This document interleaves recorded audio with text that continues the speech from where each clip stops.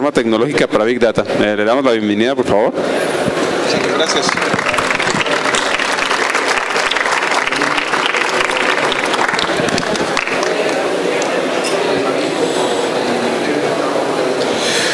Bueno, ante todo quiero disculparme, soy enemigo del PowerPoint, aborrezco el PowerPoint, pero bueno, voy a tratar de hacer el esfuerzo de utilizarlo. Antes de empezar, me gusta conocer la gente con la que estoy platicando. ¿Quién de ustedes desarrolla software? ¿Quién programa? Ok. ¿Quién programa en .NET? Java, Python, JavaScript. Ok, correcto. Muy bien, vamos bien. ¿Quién de ustedes ya maneja bases de datos tradicionales? MySQL, Postgres, no sé, SQL Server, todo este tipo de cosas. Perfecto. Muy bien. ¿Y las no tradicionales como Mongo, por ejemplo? Muy bien, bueno, perfecto. Bueno, veo que tengo un público que sí programa, que sí maneja bases de datos relacionales tradicionales basadas en SQL, entonces creo que podemos trabajar un poquito de manera rápida con esto. Yo voy a hablarles sobre Big Data y software libre. De hecho, creo que no es la primera ni la única conferencia que se ha dado al respecto, ha habido 2 o 3 por aquí. Y bueno, ¿por qué? Pues porque Big Data está de moda, es muy sexy y es muy bonito, pero absolutamente nadie lo ha visto. Vamos a platicar de él. ¿Qué debemos preguntarnos antes de lanzarnos a desplegar infraestructura de Big Data? Todo el mundo habla de Big Data es la bala de plata, va a salvar al mundo, las redes sociales están llenas de esto, los mercadólogos se llenan la boca diciendo Big Data, pero antes de siquiera pensar en Big Data, ¿qué necesito yo preguntarme? La primera pregunta es, ¿vas a gestionar datos masivos? Y no estoy hablando de gigas, estoy hablando de terabytes de información. ¿Alguno de ustedes ha manejado esta cantidad de información? ¿Terabytes? ¿Cuántos más o menos? 20 terabytes.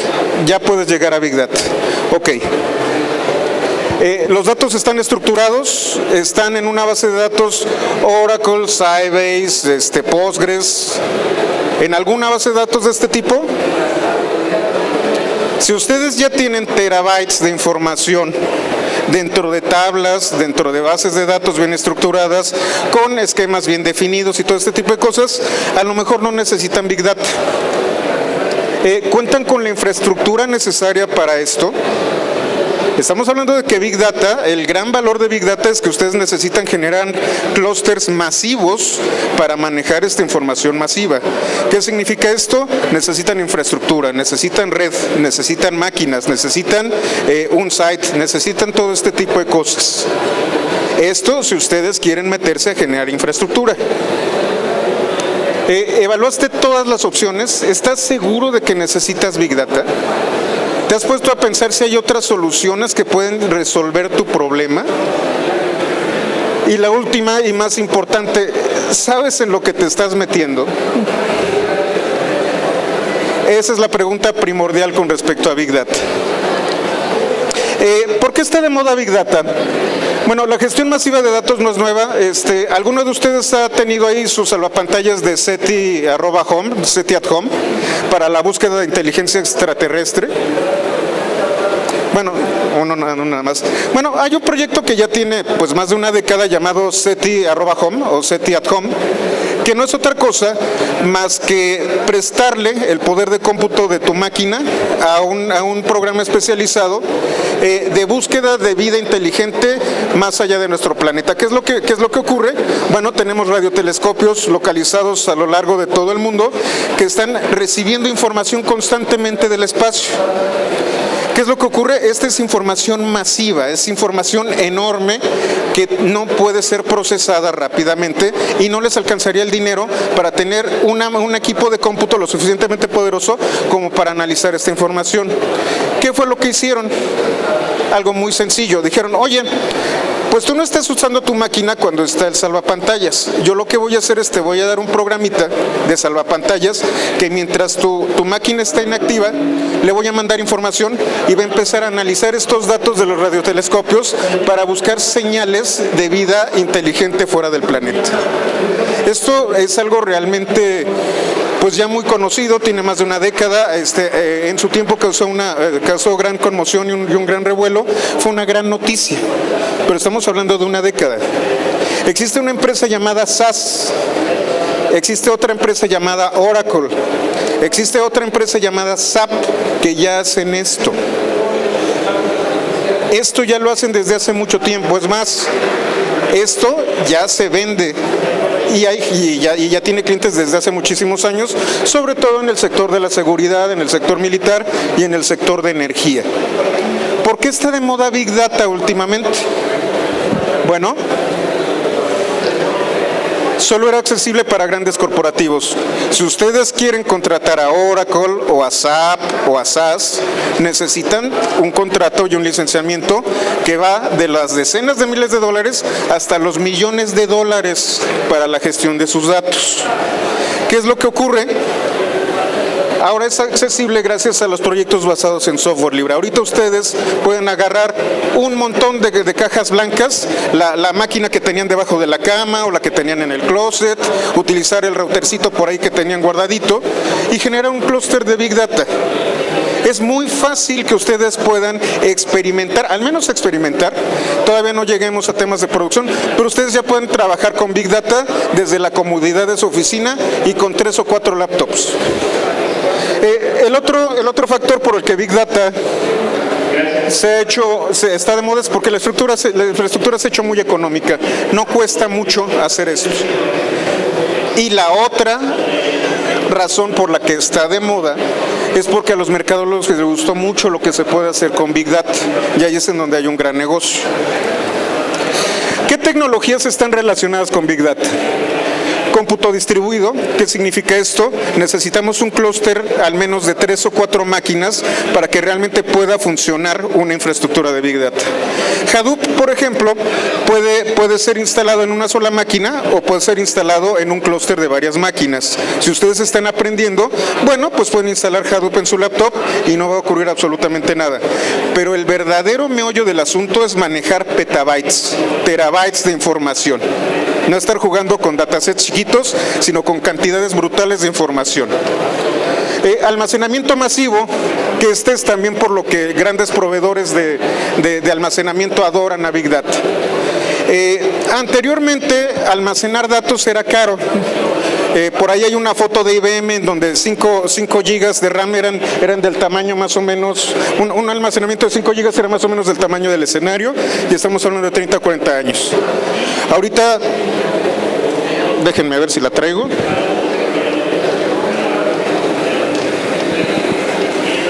Bueno, por aquí tengo una tarjeta SD de 128 gigas.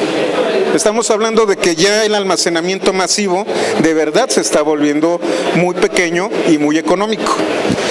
Esto ha cambiado la tendencia del data center.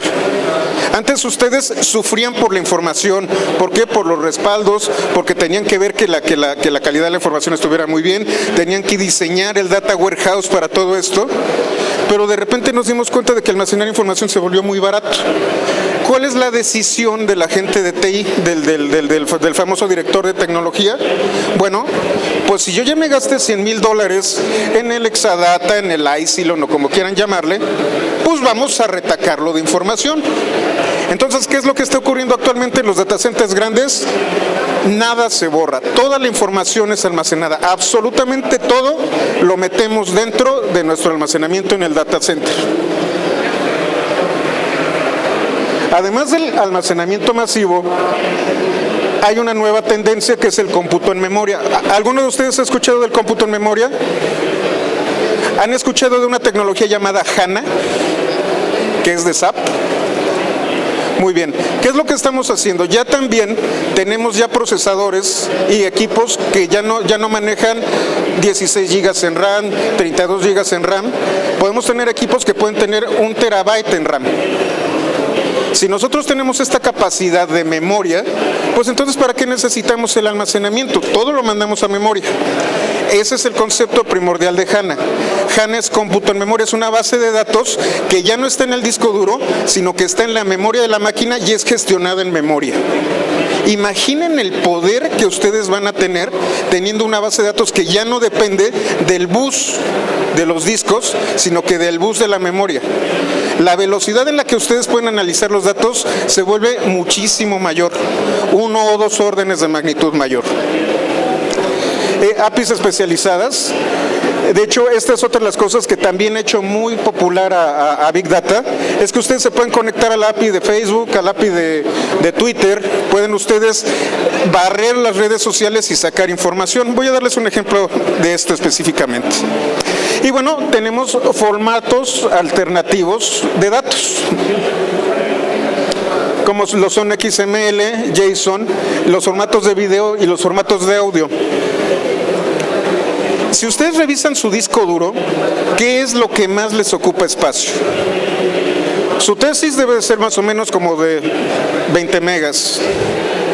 Deben de tener por ahí una hojita de cálculo que puede ser más o menos de 50 megas y ya es grande. Pueden tener, ¿qué les gustaría? Toda su colección de libros, que puede ser más o menos como de unos 3, 4 gigas. ¿Y su colección de música y de video de qué tamaño es?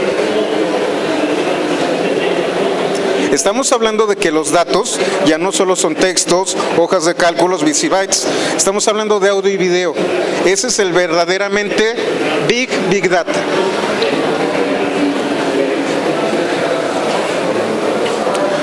Ahora bien, creo que no se ve el triangulito. Cuando hablamos de Big Data, tenemos que hablar forzosamente de bases de datos. Aquí es en donde todos empezamos a trabajar y en donde la gente tradicionalista especializada en bases de datos relacionales empieza como que a ver como una amenaza a Big Data, no tanto a su trabajo, sino a la información. Existe un teorema llamado el teorema de Kapp, que nos dice que hay 3 factores: consistencia, disponibilidad y tolerancia al particionamiento en las bases de datos. ¿Qué significa esto? Consistencia es que mis datos siempre van a ser exactos, de que mi base de datos es consistente, que toda la información que yo tengo ahí es correcta. Disponibilidad es que siempre voy a tener acceso a mi información en donde yo la necesite. Esta es A de availability. Y tolerancia al particionamiento significa que si se cae una parte de la base de datos, de todas formas tengo acceso a la información. El teorema de Kapp dice que puedes tener completamente 2 de 3. No vas a tener todo completo, no vas a tener el paquete completo. Una de dos, o es consistente, o es disponible, o es a prueba de fallos. Y esto aplica para las bases de datos, tanto relacionales como no relacionales. ¿Cuál es el modelo tradicional de las bases de datos? Se le conoce como ACID. Y vamos a utilizar el ejemplo de una cuenta bancaria para que entiendan más o menos. Si ustedes tienen una base de datos de un banco,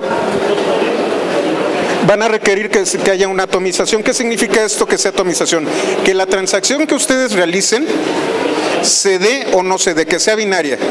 Si se corta la mitad, no se dio. Pero si ustedes se encuentran en una transacción bancaria y se les cae el internet, es preferible que la transacción no se haga a que se les haga un cargo. ¿Por qué? Porque esto implica dinero. Eso es atomización. O se realiza o no se realiza, pero no te quedas en un estado medio. La transacción se hace o no se hace. Perdón. Consistencia. Obviamente, si ustedes están trabajando con una cuenta bancaria, los datos tienen que ser exactamente los que ustedes tienen. Nada de que en 15 minutos vamos a reflejar una transacción que hice precisamente hace 15 minutos, sino que tan pronto como yo le dé clic y se genere la transacción, mi estado de cuenta refleje el resultado. Estamos hablando de dinero. Aislamiento. ¿Qué significa aislamiento?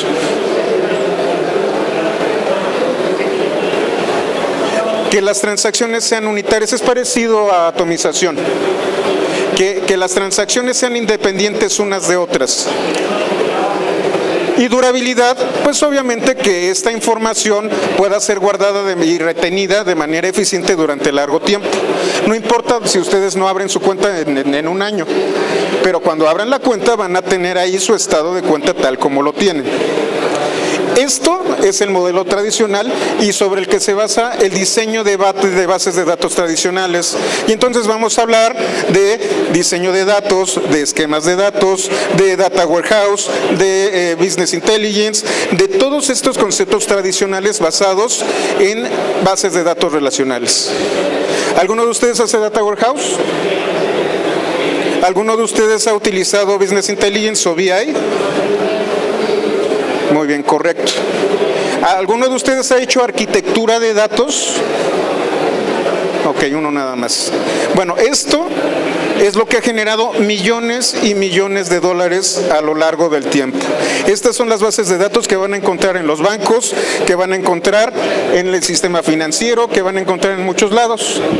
Pero de repente esto empezó a volverse un poquito más dinámico, vamos a llamarle así, y vamos a hablar de otro modelo. Ya saben que a los gringos les fascina utilizar acrónimos que signifiquen algo. Este es el principio básico de lo que ahorita se conoce como Big Data y las bases de datos no relacionales. Se llama BASE. Disponible básicamente. O basically available. ¿Qué significa esto?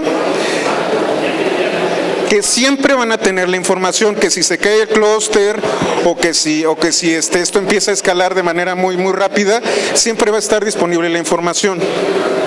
La promesa, por ejemplo, que hace Mongo es que puede escalar rápidamente, de que si ustedes son una startup pequeñita y bueno, Mongo tiene unas poquitas transacciones, la soporta, pero si esto empieza a crecer, Mongo crece y escala. Esa era la famosa promesa de MongoDB.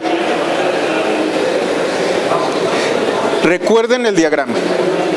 Si nosotros tenemos disponibilidad y escalabilidad, nosotros tenemos que sacrificar algo. Estado suave. ¿Se acuerdan lo que yo les comentaba de que la transacción no se puede quedar a medias en el modelo ACID? Aquí sí. Aquí se pueden quedar a media transacción y ya posteriormente se arregla. Y eventualmente consistente. ¿Qué significa esto? Si ustedes tienen una base de datos distribuida geográficamente en múltiples nodos, a lo mejor va a tardar 15 a 20 minutos en que toda esta información sea homologada con el resto de las particiones de la base de datos. ¿Qué significa esto? Para que esté disponible, yo debo de tenerla distribuida por todos lados. Pero si yo tengo mi Hadoop en Canadá y tengo uno en Argentina y tengo uno en Irlanda, a lo mejor la información que yo estoy cargando en el servidor en Irlanda va a tardar de 10 a 15 minutos en actualizarse en Argentina. A lo mejor tarda unos segundos, pero no va a estar consistente de manera inmediata. Alguien que ha estado en el sistema financiero va a ver esto como algo terrible. Pero cuando hacemos apps, cuando nosotros estamos haciendo una app geográfica con respecto al posicionamiento de una persona, o si estamos haciendo, no sé, menús para un restaurante, o estamos haciendo cosas así, a lo mejor nosotros sí podemos sacrificar este tipo de temas. Y es ahí en donde las bases de datos que no son SQL empiezan a crecer. Este escenario, el escenario Júpiter, es para desarrolladores y estoy hablando con desarrolladores por lo que acabo de ver. Ustedes tienen varias herramientas. Cuando manejamos bases de datos, no solo nos casamos con una tecnología o con un paradigma. Tenemos, como Batman, una serie de herramientas que vamos a utilizar para el mejor caso. Si yo voy a utilizar transacciones financieras, pues a lo mejor sí me conviene hablar con la gente de Oracle y decirles que quiero su sistema y con su Exadata y con todo esto, porque es la mejor base de datos según dicen, no me consta. Pero si, por ejemplo, vamos a hacer una app de móviles o que lo que yo necesito es que escale o que siempre esté disponible, aun cuando haya un pequeño gap en la información o las transacciones se corten de manera intermitente con sistemas asíncronos, pues a lo mejor puedo pensar en bases de datos no relacionales. Pero la decisión es nuestra. Necesitamos conocer todas las opciones y necesitamos saber cuál es la mejor opción para cada problema. Por eso las preguntas que se tienen que hacer antes de entrar a Big Data. Big Data soluciona enormes problemas, grandes problemas, problemas gigantescos, pero no resuelve todos los problemas. Big Data es un cañón que debe de ser utilizado justamente cuando ustedes van a tener una guerra con cañones. Si ustedes van a tener una batalla de esgrima, no van a llevar el cañón. Big Data es una tecnología muy específica. Big Data es para algo muy particular. Y si ustedes no van a utilizarlo para este tema particular, no lo usen. Es una pérdida de tiempo y de recursos. ¿A que no les habían dicho eso en otras conferencias? Y bueno, vamos a hablar un poquito de software libre. Hay dos organizaciones que han sido básicas para el tema de Big Data y software libre. La Fundación Apache, que seguramente han escuchado del Apache Web Server, el LAMP famoso. Que bueno, la Fundación Apache sí hizo un excelente servidor web, pero es algo mucho más grande.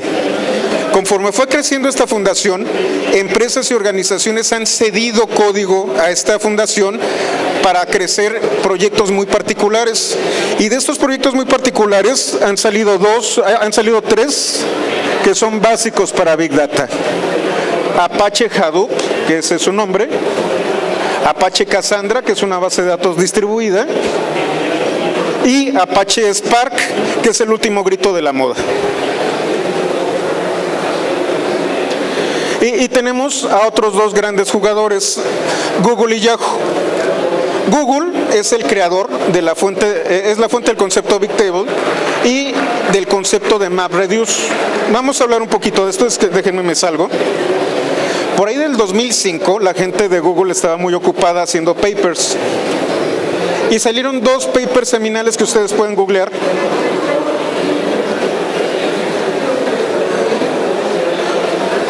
Uno que se llama Bigtable, a Distributed Storage System for Structured Data. Se lo pueden leer. No son más que 14 páginas de paper, en donde viene la teoría acerca de Bigtable. Todo el concepto sobre el que está basado Hadoop, sobre el que está basado obviamente Bigtable de Google, está aquí. Modelo de datos, cómo funciona, cómo son las APIs, y a partir de esta especificación, un amigo en Yahoo generó un proyecto llamado Hadoop. Se llama Hadoop porque así se llamaba el elefantito de juguete de su hija. Hubo otro concepto muy particular que también salió de Google, que se llama MapReduce. Y también son unas cuantas, también son 13 páginas que se pueden echar de una sentada. Son los principios básicos del concepto que conocemos como Big Data actualmente.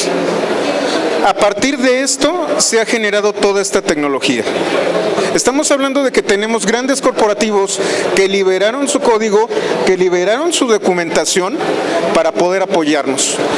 ¿Alguno de ustedes programa en Lisp o ha hecho programación funcional? Ok, les voy a dar un ejemplo de MapReduce.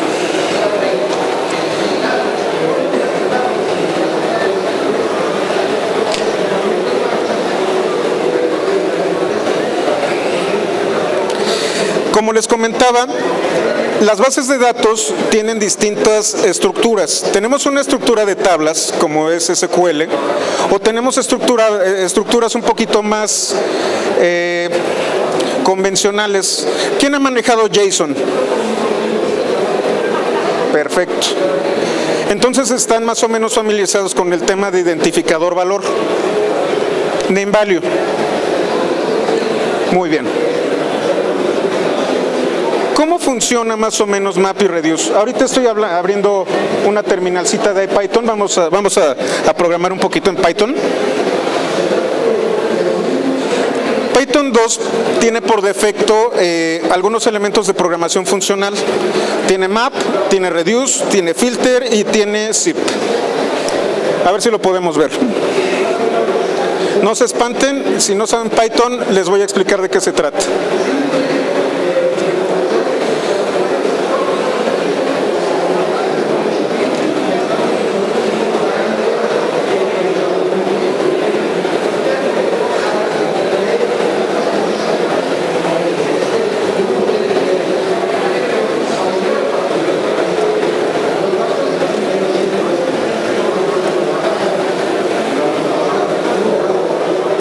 Yo estoy, por ejemplo, generando una función. Se les conoce como funciones lambda, en donde estoy diciendo que a x, a la variable x, la voy a elevar al cuadrado. ¿Qué voy a elevar al cuadrado? Y es en donde entra el principio de MapReduce. Esto que estoy haciendo es una lista.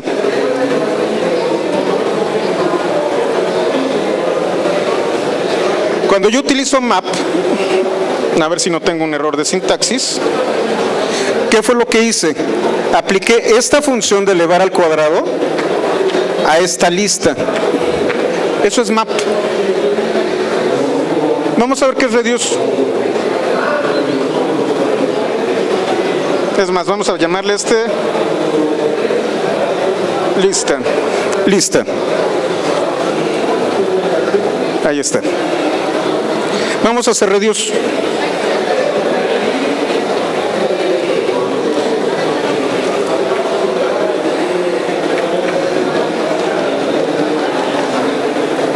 Lambda, en donde voy a tener dos variables, x y y a x le voy a sumar y.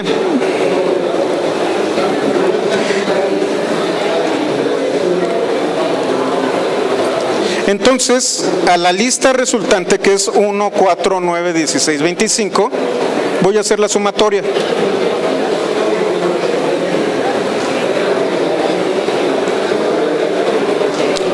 Ese es reduce. Este es el concepto básico de Hadoop y Big Data. El famoso MapReduce de Big Data es esto. Digo, ahorita tenemos una lista de 5 elementos, pero ¿qué tal si tenemos una gran lista, una gran tabla de millones de elementos? El chiste de Big Data es que nosotros vamos a guardar a través de una estructura nombre-valor una gran lista. Y lo que va a hacer Hadoop y lo que va a hacer Spark es hacer este tipo de combinaciones. Nosotros vamos a generar funciones o trabajos que van a modificar los datos y que nos va a permitir sacar datos nuevos. Tenemos otro que se llama filter. Tenemos lista, que es una listita de los cuadrados. Filter,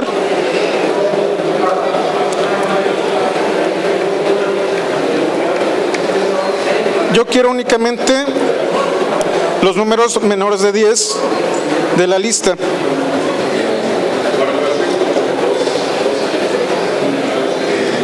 Ahí está. Map, reduce y filter son el concepto básico de Hadoop.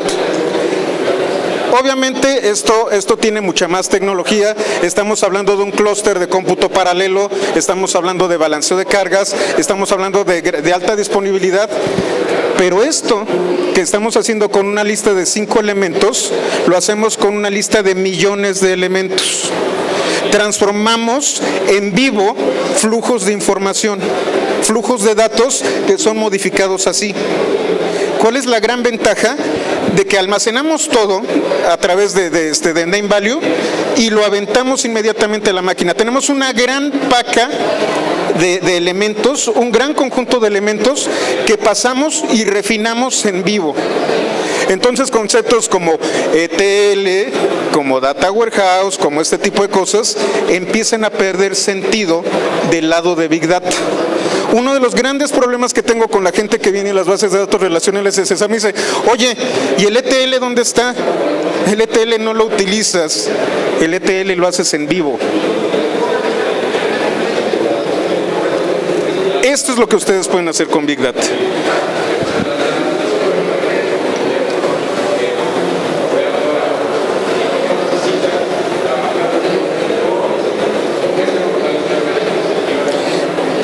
Vamos a vernos, teorema del CAP, base, fundación, Google. Son pocas las ilustraciones que tengo aquí. ¿Qué conceptos están relacionados? ¿Qué conceptos a veces se confunden con Big Data? El que es de entrada, siempre lo confunden, Big Data es ciencia de datos o data science. No son lo mismo.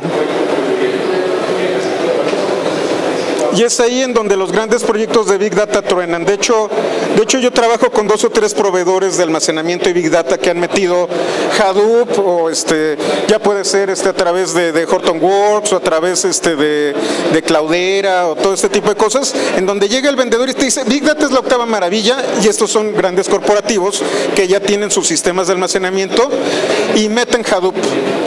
Y les hacen una demostración así como que se las hice, nada más que con millones de datos. Ven la información moverse, ir de un lado para otro, convertirse y transformarse. Ok, ya la almaceno, ya la convierto, ya la transformo. ¿Y ahora qué carambas hago con esta información? Y ahí es en donde truena el proyecto, porque la gente se dio cuenta de que pagó miles o millones de dólares para una implementación que lo único que hace es revolcar a una gata. Tan sencillo como eso. La revuelcas, la mueves, la cambias el tamaño, la mandas de aquí para acá, pero eso no te da información. Datos no es información. Ustedes tienen que refinar la información y convertirla los datos, convertirlos en información y en última instancia convertirlos en conocimiento. La ciencia de datos es estadística, visualización de datos, conocimiento del negocio, todo esto aplicado a grandes cantidades de datos. Y son cosas totalmente distintas, porque ustedes pueden hacer ciencia de datos con un dataset de un elemento. Ciencia de datos y Big Data no son lo mismo. Las redes sociales son la sensación de Big Data. ¿Por qué? Vamos a hacerlo.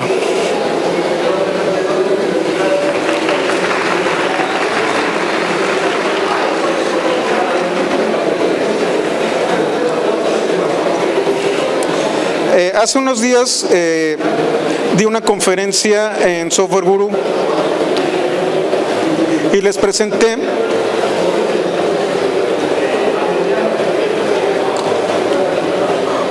un pequeño software que se llama Análisis Twitter, esto de aquí. Tiene poquito más de 100 líneas. ¿Qué es lo que va a hacer? Se va a conectar a través del API de Twitter y va a hacer un análisis de datos. Cierro creo un nuevo notebook de Python.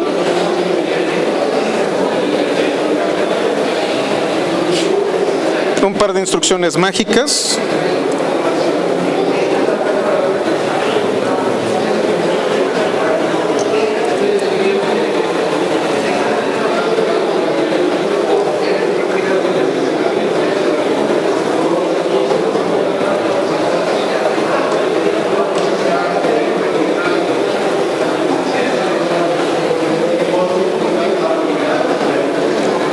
Y lo que les decía, ¿dónde pueden encontrar flujos masivos de información? Nada menos que en las redes sociales. Vamos a buscar, por ejemplo,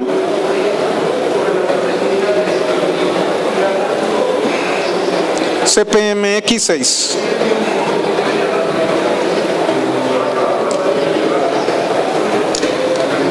El Unicode es un problema. Pero ¿qué es lo que me está haciendo? Me está generando una gráfica de todas las personas y cómo se relacionan y cómo se hacen referencia unas a otras que estén utilizando el hashtag CPMX6 en tiempo real.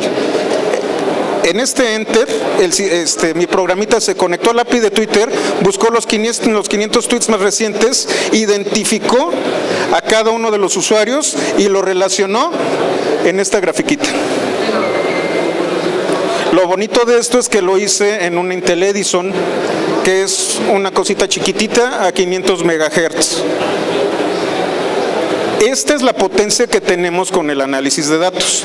No es lo mismo que Big Data. Big Data es un clusterzote grandote que maneja millones de datos. Esto es ciencia de datos. Hay una gran diferencia. Es espectacular la ciencia de datos y de aquí podemos hacer muchas inferencias. Entonces nosotros tenemos infraestructura, almacenamiento y transformación de datos, lo que conocíamos como Data Warehouse, con Big Data. Y el BI que nosotros conocíamos en el Data Warehouse se volvió ciencia de datos. BI no es otra cosa más que una extensión, ciencia de datos no es una extensión, no otra cosa más que una extensión de BI. Estamos creciendo. No es tecnología que estamos dejando atrás, sino es tecnología que estamos complementando. Si ustedes piensan hacer aplicaciones reales en producción para temas muy serios, van a utilizar ambos paradigmas. Es muy conveniente que conozcan perfectamente el tema de bases de datos relacionales y todo lo que conlleva, pero al mismo tiempo pueden ustedes aprovechar las grandes ventajas de Big Data y el análisis de datos.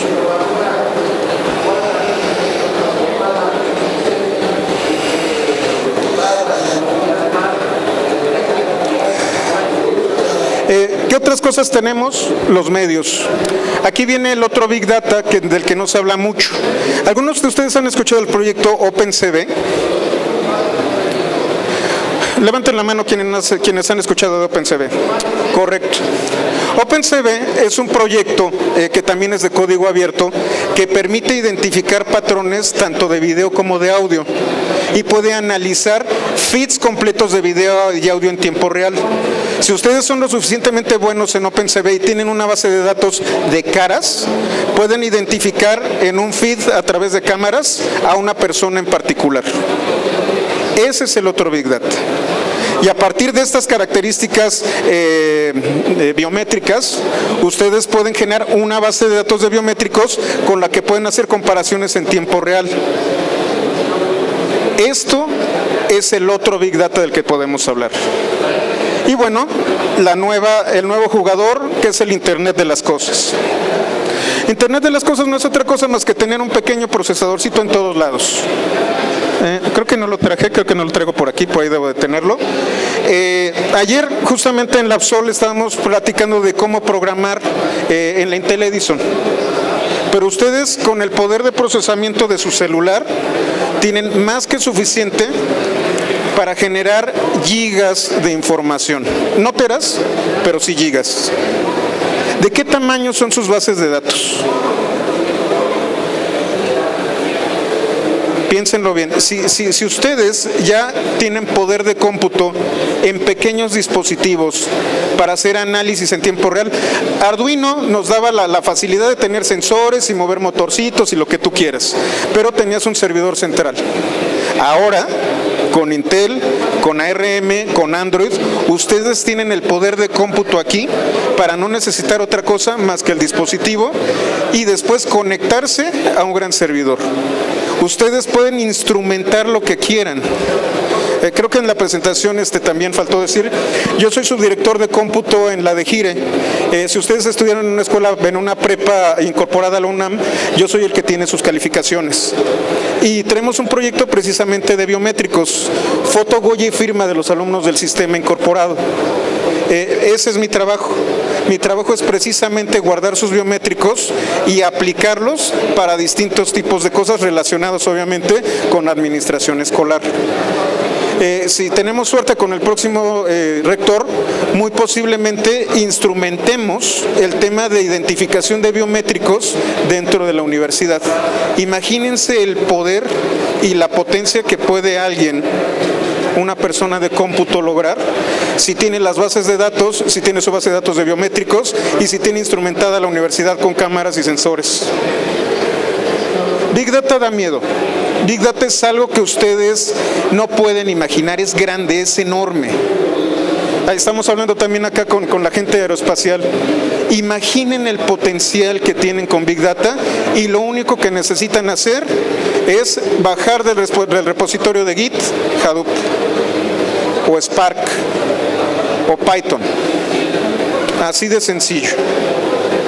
Big Data es una gran promesa. Big Data no es la bala de plata, pero resuelve grandes problemas. Y bueno, tenemos otros temas como cómputo en la nube. Si ustedes no tienen para generar su clúster, Google tiene un clúster especializado con Bigtable. Amazon lo tiene. Azure, por aquí había gente de Microsoft que también lo tiene. No necesitan hacer una gran inversión. Les cobran on demand, como decía IBM. Entonces tampoco necesitan tener un clúster de cómputo. Ustedes pueden contratarlo y Google está feliz de darles estas herramientas. Y datos abiertos, que es justamente en donde prácticamente tenemos la aplicación social de esto. Además de los videos, ¿quién más nos puede dar grandes volúmenes de información? Pues el gobierno. Datos clínicos, datos demográficos, datos geográficos. Pero necesitamos que estos datos estén en un formato que nosotros podamos leer. ¿Para qué nos sirven los juicios orales si lo que vamos a tener es video que no podemos bajar y analizar cada uno de los contenidos de audio que tenemos aquí?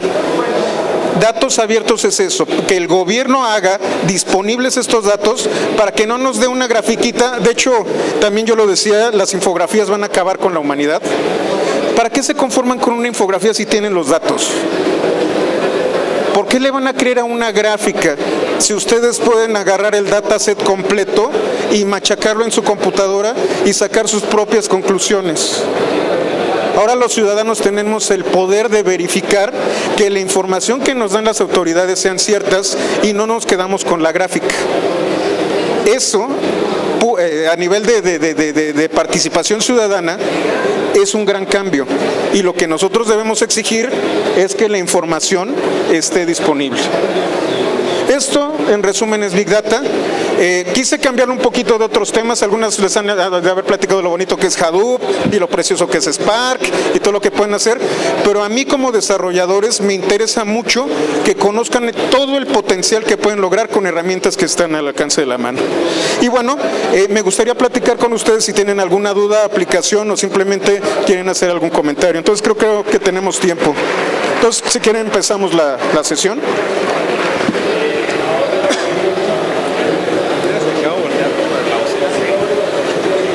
Bueno, tengo dos preguntas. La primera es, vi que estabas aplicando NLTK en uno de tus algoritmos, que también se llama Spark y NLTK, porque bueno, Spark también tiene lo suyo, ¿no? Mira, Spark tiene sus componentes de Machine Learning. NLTK es una biblioteca particular de Python.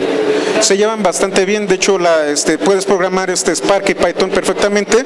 Y yo utilizo, de hecho es lo que les estaba enseñando, yo estoy utilizando IPython. Ahorita se llama Jupyter. ¿Por qué se llama Jupyter? Porque yo puedo escoger entre Python o, por ejemplo, puedo escoger hago un notebook con Julia, pero también puedo hacerlo con Scala.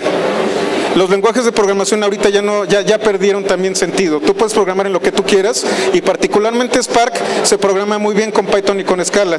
Con Python tienes la ventaja de que hay muchísimas bibliotecas como NLTK que puedes utilizar. Entonces no hay ningún problema, se mezclan bien. Bueno, a lo mejor nada más ahí Scala es como, tiene mejor performance, ¿no? En Spark. Mira, de hecho el que tiene mejor rendimiento es Julia. Pero Scala si tienes el poder de cómputo, déjate lo pongo así. Sería mucho más difícil para mí colocar en un Edison Scala que hay Python. Pero si tienes el poder de cómputo, que en un Core i5 jala perfectamente, sí definitivamente podrías utilizar Scala como opción. Ya, perdón, ¿algún repositorio público que tengas y cómo te podemos contactar? De hecho, creo que no lo tengo. Por ahí lo abrió un amigo, por aquí andaba, que me abrió el repositorio. Pero sí, necesito abrir mis repositorios porque soy también de los viejitos que guarda todo en su servidor. ¿Alguna otra pregunta? ¿Para acá? Y luego allá. Buenos días. Mira, yo tengo una aplicación, estoy desarrollando una plataforma de hardware y de software para IoT, Ajá. pero mi servidor corre de manera local actualmente, utiliza Node.js. Ajá. ¿Qué herramientas? Estamos pensando hacer nuestra propia nube para ofrecer servicios a clientes, pero estamos viendo qué herramientas de Big Data podemos utilizar que sea compatible con Node. No sé si conoce alguna. Bueno, tienes Node como servidor de aplicaciones. ¿En qué base de datos estás guardando la información? Actualmente Mongo. En Mongo. Sí. No tienes mucho problema. Si mal no recuerdo, Mongo también es name value, ¿no? Sí. Simple y sencilla. Puedes utilizar Cassandra, puedes utilizar Hadoop e incluso puedes utilizar Spark. Cassandra es una base de datos también name value que puedes hacer una transición muy rápida. El problema de Mongo es que ya se está quedando corto para Big Data.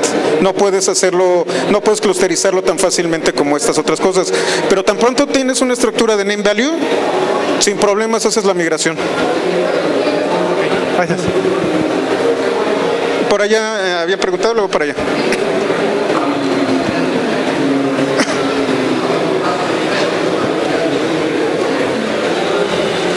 ¿Qué tal? Buenos días. ¿Qué tal? Gracias por tu plática muy interesante y muy ilustrativa. Gracias. Mira, quería yo preguntarte dos cosas. Una, ¿qué aplicaciones actualmente se están llevando a cabo con Big Data, con Analytic? ¿Y qué aplicaciones o qué herramientas utilizas tú para hacer Analytic? Bueno, Analytics. Vamos a separarlo. Big Data, hay muy pocas aplicaciones que haya visto. De hecho fue muy gracioso.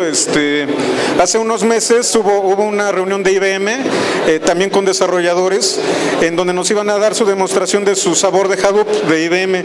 Y la pregunta que hizo el ponente es, bueno, ¿quién vio al monstruo? ¿Quién ya ha hecho un proyecto de Big Data? La realidad es que, incluyendo al ponente, solamente una persona había tenido un proyecto de Big Data en México. A menos de que estés con ¿cómo se llama? Se me fue el nombre, con el telescopio milimétrico, o que hagas aplicaciones científicas, o que estés metido en seguridad y de ahí no hay datos, es muy poco lo que se está haciendo con Big Data. Pero para análisis de datos existen todas las herramientas. La tradicional es R, mi consentido es IPython, utilizo mucho Python, pero está Julia y está Scala también, y puedes hacer prácticamente todo. Puedes hacer Machine Learning, análisis predictivo, estadística básica, estadística avanzada, bayesianos, regresiones, prácticamente todo eso. Si quieres empezar, empieza con R, es lo que te recomiendo. Ok. Otra pregunta rápidamente. ¿BI es antes o después de Big Data? Junto. De hecho, son dos paradigmas. Tienes BI cuando tú ya tienes PKIs, ya tienes indicadores, y estos indicadores vas a extraerlos de la base de datos. Eso es BI. Por ejemplo, hay una herramienta llamada Pentaho, que es de BI, que trabaja los dos. Trabaja tanto bases de datos relacionales como bases de datos no relacionales. Entonces puedes extender el BI y aparte hacer análisis de datos. Te lo explico así. BI es cuando tienes identificadores específicos. Análisis de datos es cuando quieres generar múltiples modelos que quieres ver cuál funciona mejor para cada caso en particular. Gracias. ¿Por acá había una duda?